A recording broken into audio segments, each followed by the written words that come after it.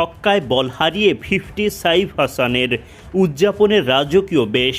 এর আগে 92 মিটারের ছক্কায় আরেক দফা বল হারান এই ব্যাটার।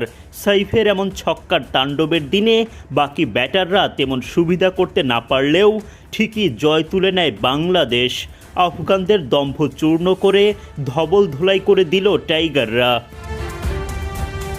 আফগানিস্তানের দেয়া 144 রানের লক্ষ্যে ব্যাট করতে নামে বাংলাদেশ।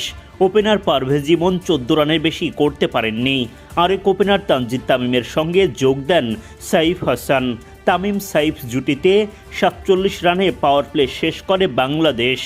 সাইফের একের পর এক ছক্কা আর তামিমের দায়িত্বশীল ব্যাটিংয়ে এগিয়ে যেতে থাকে বাংলাদেশ।